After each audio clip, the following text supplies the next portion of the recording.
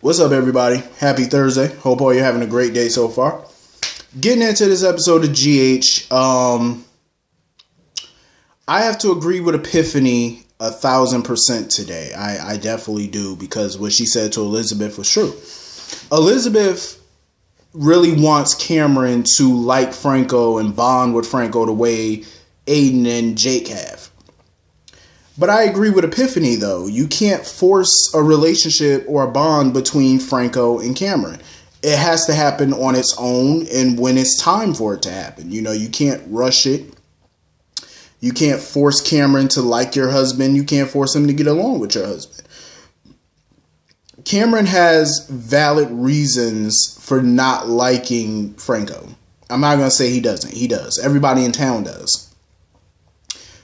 But it has to be when he's ready to bond with Franco. You know what I mean? I know it's tough for her to see them kind of not getting along, but, you know, you can't force it. You can't push it. You just have to let it happen naturally and when it's time for it to happen.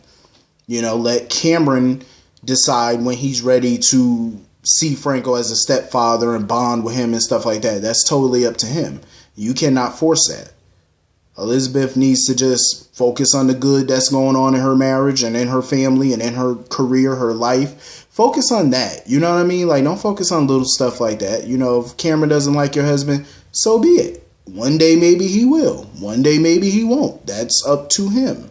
It's not up to you. You can't, you know, sit Cam down and be like, oh, you're going to like Franco, and, you know, can't do that either.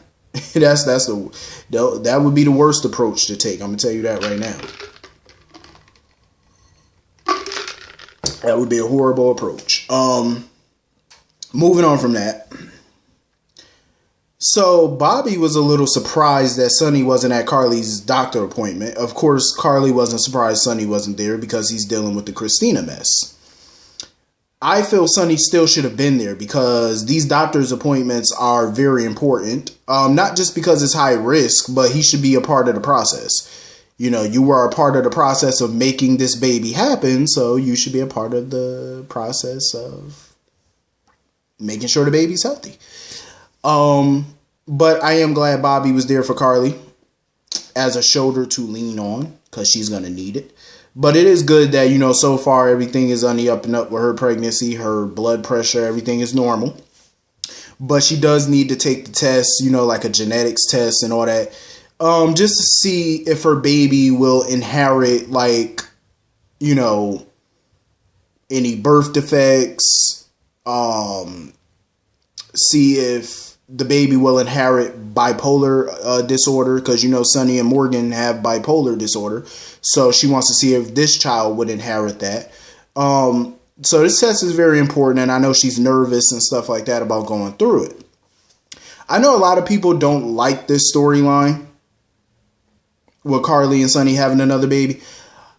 I mean, granted, they could have did this storyline with some of the other members of this cast that are older, but I'm not mad at it in a way because it sheds a light on things that people, you know, women and married couple go through. This is what they go through, you know, these late in life pregnancies and these doctor's appointments where they have to figure out, you know, if the baby is going to have a birth defect, you know, what's going to happen, especially high risk pregnancy. So it sheds a light on that stuff for people of a certain age, you know, so I like that.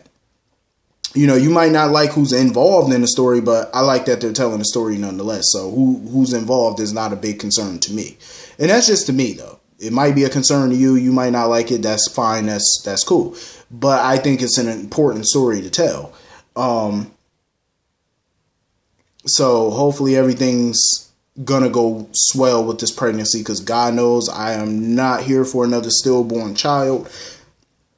Another deceased child, especially when we have a kid basically dying right now. So I'm not here for none of that. Speaking of a kid dying, Oscar's basically feeling weak on his left side. So this brain tumor is definitely taking its toll on him even more. But I love that Oscar is surrounded by family and, you know, Monica and, you know, Scout I feel bad for Oscar because he feels like when Scout gets older, of course, she's not going to remember him. But Monica reassured him they're going to tell her everything about Oscar. You know, they plan on keeping Oscar's spirit alive, you know, even well after he's gone. And I like that. You know, I like that Oscar's being surrounded by family. And I love the fact that Oscar has decided to change his name to Quartermaine. So he's going to be known as Oscar Nero Quartermaine. I like that. I like that because the more Q's, the better. You know, even though he's going to be deceased, but still. You know, I like that he's changing his name to Quartermaine. He's a part of that family. He's a part of that legacy. So I'm happy for them, you know. And, of course, you know, Monica's ecstatic about it.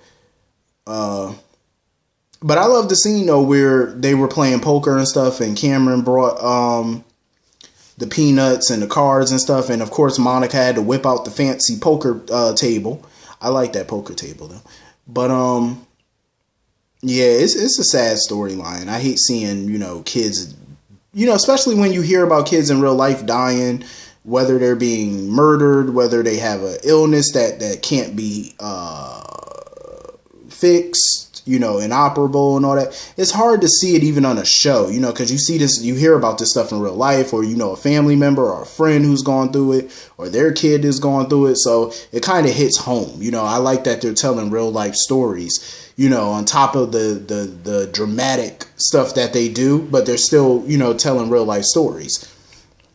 You know, so I definitely like it. I feel bad for Jocelyn. You know, this is her first love, her first real boyfriend, and now he's about to go, and, you know, she's just upset. She's trying to hold it together.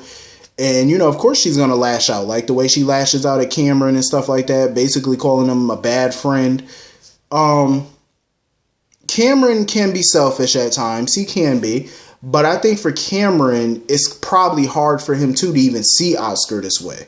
You know, that's probably why he hasn't been around him. Not only because he's dealing with community service and, you know, his dislike of Franco and stuff like that. But, you know, I think it is hard for him to see this. You know, to see somebody who's around his age suffering in this manner, knowing that they're never going to recover. You know, it's hard. You know what I mean? Like, it's very hard. You know, Jocelyn thinks it's hard for her, but I'm like, it's hard for all of them. You know, especially Drew and Kim, and, you know, this is their son. You know, this is Kim's only child. You know, a boy that she raised by herself for 15 years. You know, so it's extremely hard. You know, Monica, everybody. I mean, this is a grandson she just found out about not too long ago. So, and, you know, that's already being taken from her. So I totally get it. You know, it's an emotional time right now. I can, you know, only imagine what's going through Drew's mind right now. But hopefully when this is all said and done, they give Drew more of a story on this show, because I feel like Billy Miller has definitely just been idle lately. Like, for a while now, he's been on the sidelines, and we all know why, ever since Jason came back. Yeah, so ever since that individual has come back, Drew has been pushed to the side a bit, which I feel is unfair. And they need to find something for him to do when this is all over. So anyway, moving on from that. So Anna has got some type of bracelet that I guess Robert bought her a long time ago when she didn't have no money and she really wanted the bracelet. So Robert kind of bought her the bracelet just to shut her up. And she wore that bracelet all the time, even when she had Robin. So the fact that she still has that bracelet, she is convinced that Robin is definitely her child. I'm like, first of all, you should never question that. Now, if you're going to question anybody's maternity, it should have been Peter's. I'm just saying. Why would you question Robin's maternity of all people? Like, even if Robin turned out, God forbid, even if Robin turned out not to be her biological daughter, to me, that shouldn't change nothing. That shouldn't change jack. At the end of the day, that's your child. She's your daughter. You're her mother. There's no need to question none of that, period. You know, and I'm glad she did apologize to Robert. She owed him that apology. Like, don't be coming at him with that nonsense. Oh, this might not be my child. Hush. It's your daughter. Hush. We don't want to hear that negativity. Like, seriously, it's just blasphemy just to even think that. Like, what is wrong with you? You know, Robert was like, yeah, because, you know, she just foolish. Like for a smart woman, it's just like she's crazy, and that's basically what Robin said. You know what Robert said. She's very intelligent, but for an intelligent woman, she's a basket case. She is. She's nuts sometimes. But I had to agree with what Robert was saying about Anna. Like, she sabotages herself, you know, when it comes to her relationships, whatever, because she doesn't feel like she deserves to be happy. And I think part of the reason is because of her past and because of things she's experienced. So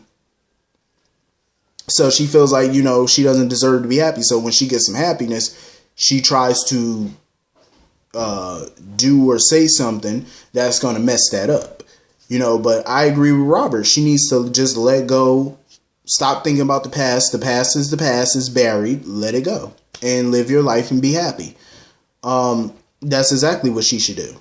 Furthermore, I feel that Finn should, seriously, and I say this from the bottom of my heart, Finn, do not propose to this woman. I'm just saying, not yet.